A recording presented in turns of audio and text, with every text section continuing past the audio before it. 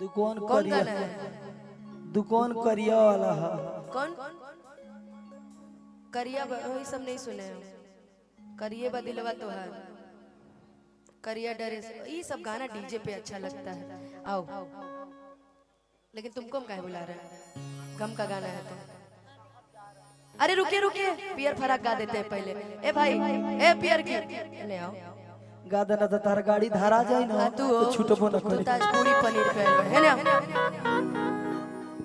अब सुनो ज्योति, अब तारा भरोसे छोड़ देले बनी अब तू लेके जा, बिक जा कहीं जाके आओ, कहीं जाई है ना आई जा रही है। सुने यादव जी हो कि आप सो रहे हैं? बताइए, हम रात भर गाना गा रहे हैं, आप सो रहे हैं? ऐसे ही लोग देश का नाम बदनाम कर रहे हैं कि बदनाम करके जिए लू आराम से, अब बर्बाद बनी रानी तुम्हारे नाम से। सॉरी उल्टा हो गया गाना, लेकिन ठीक है। आइला हा बारात करे या कि हमसे बात करे, मांगे में मोबाइल नंबर लगातार हाथ धरे। खाना बना खाई हो, खाली पनिया पे चलता रू। ये भाई खाना ना खिला दीजिएगा इसके बाद। कि गोरी फूला झाड़ी बाड़ू पापा के परिवारू। अच्छा दोनों से। कि गोरी फूला झाड़ी बाड़ू पापा के परिवारू, लगलू पसारे तू तब पियर फराक वाली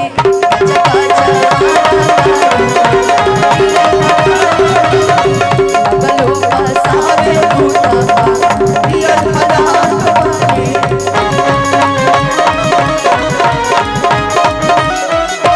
आइला बारात करे आके हमसे बात करे, मांगे में मोबाइल नंबर लगातार हाथ धरे। गोरी फूला झाड़ी बाड़ू पापा के परिवारू, गोरी फूला झाड़ी बाड़ू पापा के परिवारू। बैठ जाई कहीं जगह देख के बैठ जाई। लगल हो पसारे तू पापा पियर फराक वाली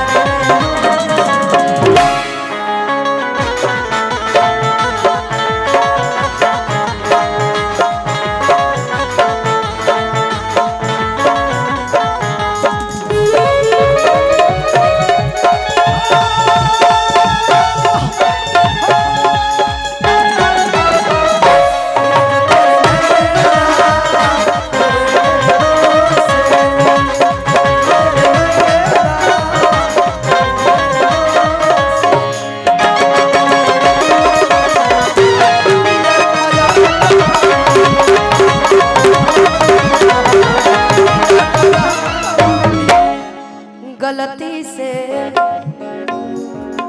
से ये जान टकरा गई नहीं हो, गलती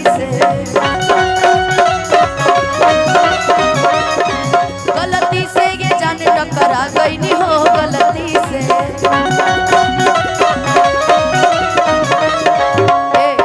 कि लड़की के देखी पगलाइल बड़का, लागे की भांग खा के आगिल बड़का।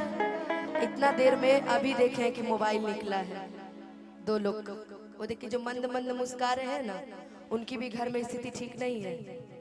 उनका चेहरा बता रहा है कि रामचंद्र कह गए सिया से ऐसा कलयुग आएगा, कि रामचंद्र कह गए सिया से ऐसा कलयुग आएगा कि पत्नी पलंग पे बैठेगी, पति पैर दबाएगा। अच्छा वो किसी पोस्ट पे हो, ये अपना कर्तव्य जरूर निभाएगा। कोई भी रहे भाई, होम क्या कहते हैं, होम मिनिस्टर से तो सब कोई डरता है ना। उनकी भी हालत यही है इस समय, ऋषि भैया की भी। बोल लीजिए। भरत म्यूजिक स्टार यादव कंप्यूटर की तरफ से भैया बहुत आशीर्वाद अनुपमा दी के लिए। और यूपी पुलिस कंप्यूटर में लेके आए होते, दे दिए होते। यूपी पुलिस के तरफ से बहुत ढेर सारा आशीर्वाद प्यार। समझ रहे हैं, यूपी पुलिस का आशीर्वाद समझ रहे हैं। बहुत बड़ा। अब जब भी हम देवरिया में आएंगे तो ये लोग हमको परेशान नहीं करेंगे, ऐसे परेशान करते भी नहीं है ना। लेकिन चलिए, ये लोग इतने अच्छे लोग हैं ना कि आपको क्या बताएं। आपको कहीं दिक्कत हो हमको मत फोन करिएगा, चंचल भैया को फोन करिएगा, उनके चंचल स्वभाव के हैं वो थोड़ा है। कि लड़की के देखी पगल आइल बड़का, लागे कि भांग खा के आइल बड़का, कि कहरत सारा बाड़ू, कहत या बड़ा बाड़ू, कि कहरत सारा बाड़ू, कहत या बड़ा बाड़ू, भड़केलू कैलो मजा पियर फराक वाली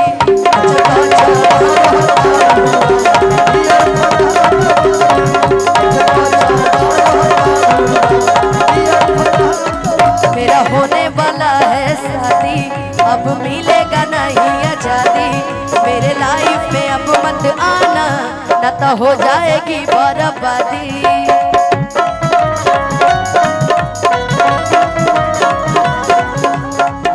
कि बोला तो तोर भैया दसीना में गोली, सीधे दाग जाइबोगे, कि सीधे दाग जाइबोगे, सेनुरा डाले से पहले मारो से लेके भाग जाइबोगे, कि सेनुरा डाले से पहले मारो से लेके भाग जाइबोगे, चका चमा रहता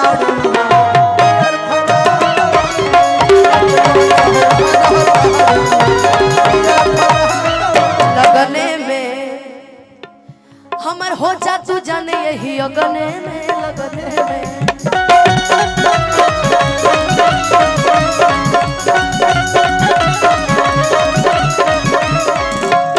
हमके पटावे ला तू फुलवे से, मारब चला के रसगुल्लावे से, मारब चला के रसगुल्लावे से, आगे आगे आंसू खई है, पीछे फिरी आंसू पई है, आगे आगे आंसू पई है, पीछे फिरी आंसू पई है। अमन किसका रखना है पता है? कि चंचल के मान दिहतुरा पियर फराक वाले,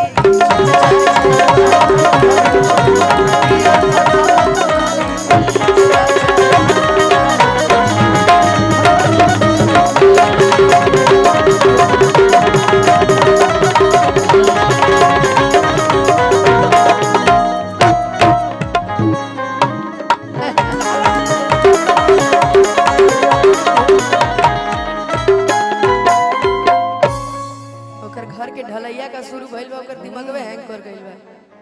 पूरा लिंटर का ध्यान नहीं, पूरा लिंटर इंटर मिंटर सेंटर सब अलंकार